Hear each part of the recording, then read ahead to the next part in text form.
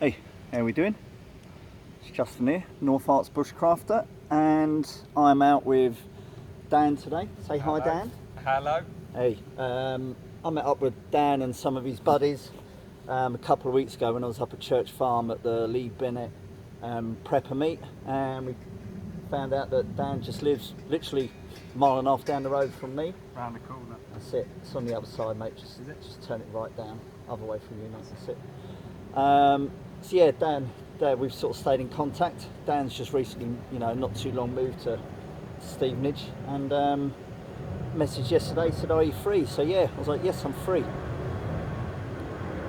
Suppose you can tell from one of my previous videos where I am. It's Hitchwood, near Langley,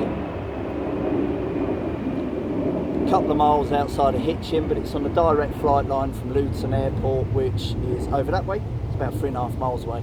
So apologies for the interruptions.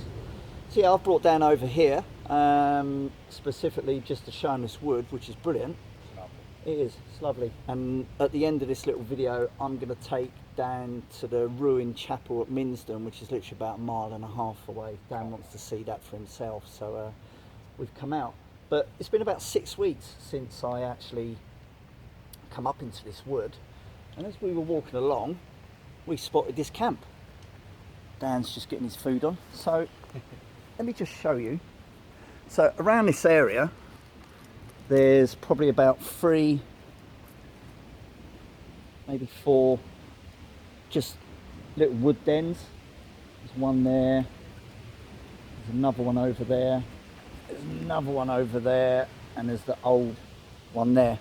And I know this area pretty well, but as we were walking into it, we found this camp. And actually what we've done is, because it's peeing down with rain, is Dan had his little basher sort of poncho with him, and we've just set it up just to give us a little bit of shelter. But whoever's here obviously does a bit of bushcrafting. Now we're being respectful, we're not sort of like moving stuff, bits and bobs and that around. I've actually got a really good feeling that the guy whose camp this is a guy I know called Simon, who's a chef at a pub that I use, and I'm going to contact him later on and just ask him. So we've put this little bit of a basher poncho up, and then this is his area under here. So there's a bough that goes up, and he's got a heavy duty tarp pushed over the back, and he's put loads of leaf fall and dead fall on it. And under there's a couple of bottles that he's left up here, but that's cool. It's really, really dry, and obviously what he's using that as is a fire lay. And there's his little fire pit around there. He has made like a little trestle just here, and a little wooden mallet. Now we actually use this, and we've sort of discovered that it's not just one whole piece, it's actually 2 bits of wood. So he's obviously cut down the log part, and then he's done this and he's dowed it. We just knocked in some stakes there and it started to come loose, so we've just knocked it back, but hey, it does the job.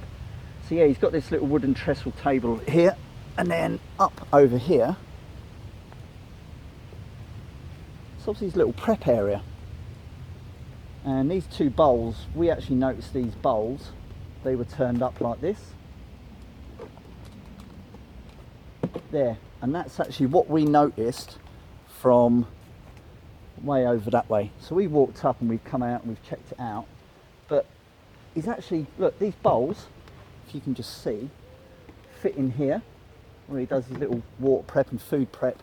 And he's left his washing up liquid and his towel and a scouring pad and some twine. But that's pretty cool. And then obviously along here, there's like a rack system where he obviously, Dan says he probably dries his clothes and that on there.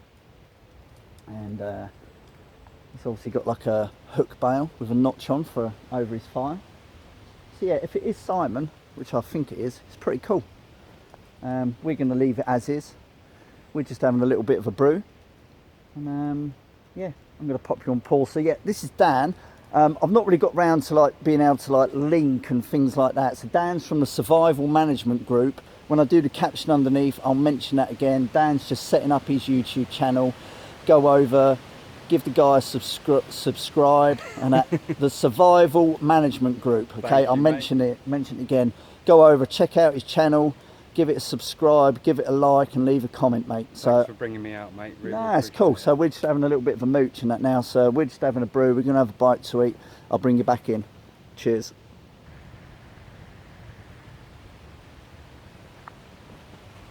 Hey, there we go.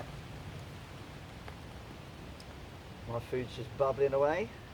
Also, it goes without saying that it's the cheeky noodles from Sainsbury's, and that other brands are available. But yeah, a little bit of chicken noodles. Smells good. Smells good. That's all done. Dan's got himself an Expedition Foods. Yeah, vegetable tikka with rice. Yeah. Not my favourite. No, not his favourite. Not my favourite. And he's got a problem with his wisdom tooth at the moment, which ain't helping either. When I started the video, you see me over there, I was just having a little bit of a scavenging that around on the ground, and what I was doing is grabbing loads of these. So you can see these.